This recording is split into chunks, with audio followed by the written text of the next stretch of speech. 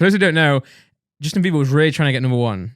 He was really trying to get it with Yummy, and he missed out in the end because of Roddy Ricch with The Box, which is a good song. Have you heard that? I have, and it's I do like it. Don't get me wrong. I don't think it's like Roddy Ricch's best song by any means. I think it's just the state of music we're in right now.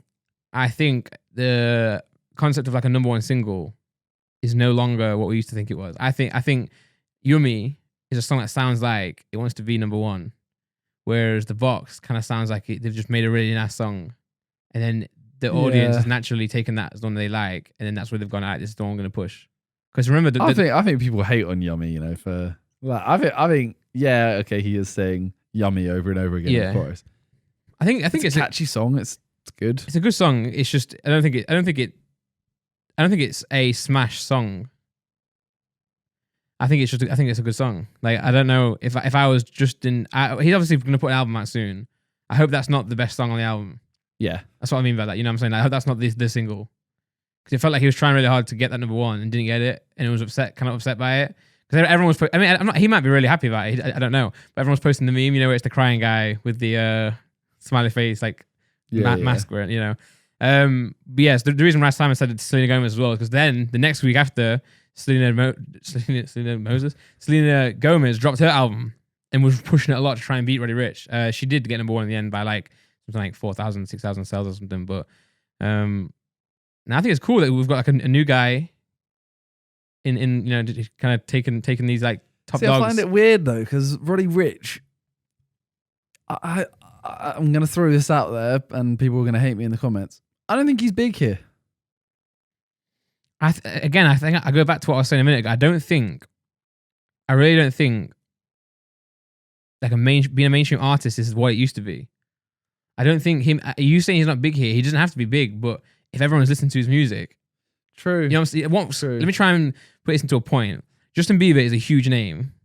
Selena Gomez is a huge name. But Roddy Ricch is a huge name. He's a huge name, but but nowhere near those two names though. He's not a household name like they were and are.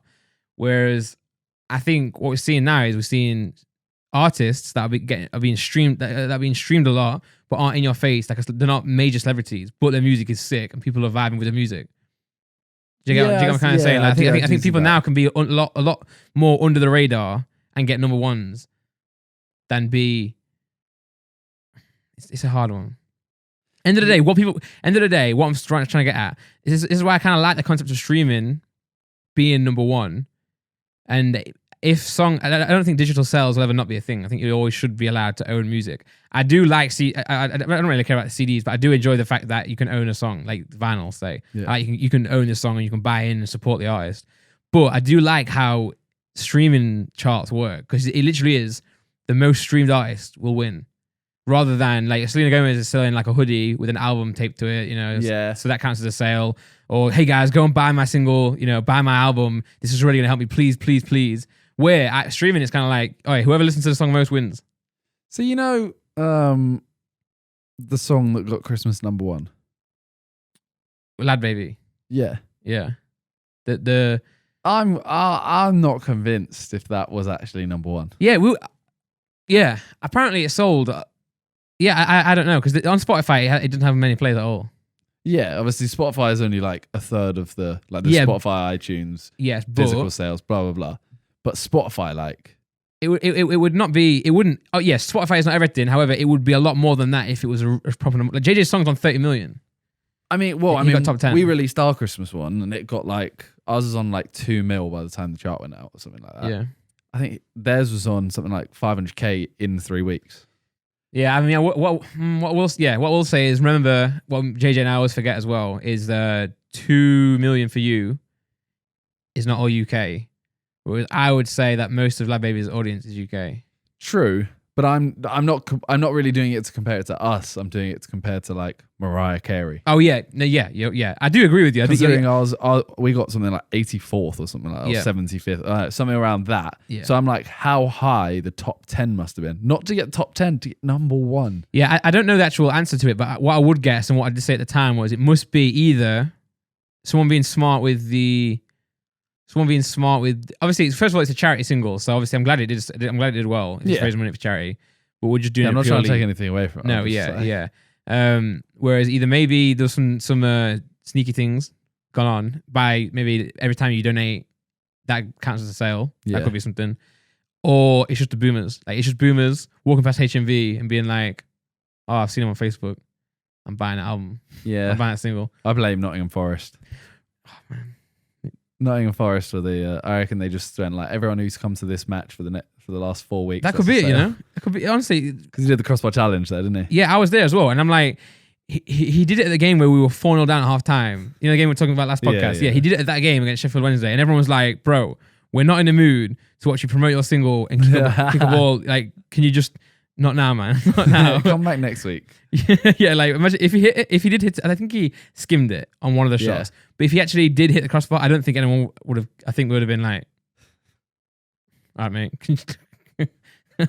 Well, that was the worst game ever. That went from a Eminem album to Lad Baby very quick. That's just music in general, but let's go back a little bit. Eminem will get number one just because his streaming numbers are ridiculous. I hope so. His streaming numbers are ridiculous because he's so big.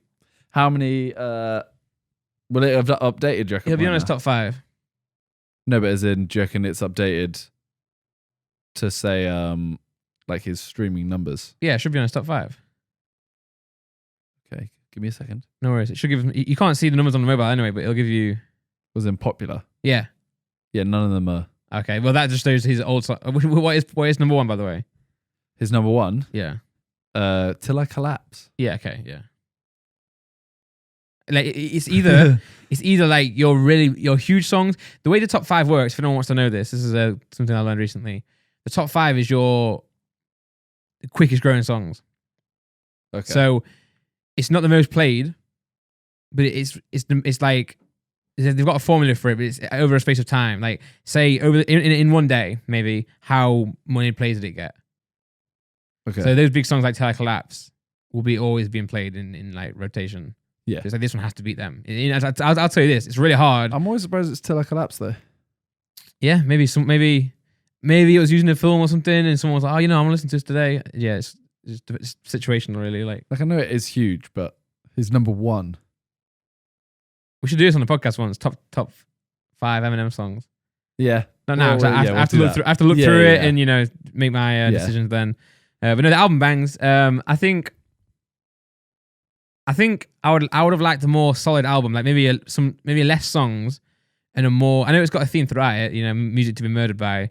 But I wish it was a little bit more like. I've not listened to it enough yet, so I can't. This is not my final review, but which is a little bit more concise and more thought out. However, I do think that those albums are gone now. Now streaming is a thing because he can put these last 4 songs on and they'll still bang, still do really well. And it's only if you took out the last like 4 songs, it's only an hour and 4 minutes long. Yeah, it's not. Yeah, and when I say the last 4, I don't mean the last 4 because actually my favorite one on the album is the Slaughterhouse, the I Will one. Yeah, you mean there's like the last. It's like the 4/5 of the way through, kind of. And I think it was just because I was bored now. That's the only reason. I think if you have them songs separately and listen to them on their own in different days, I'd like them as songs. But I don't know. I kind of like maybe I was just tired. But no, he actually is a monster. He's ridiculous.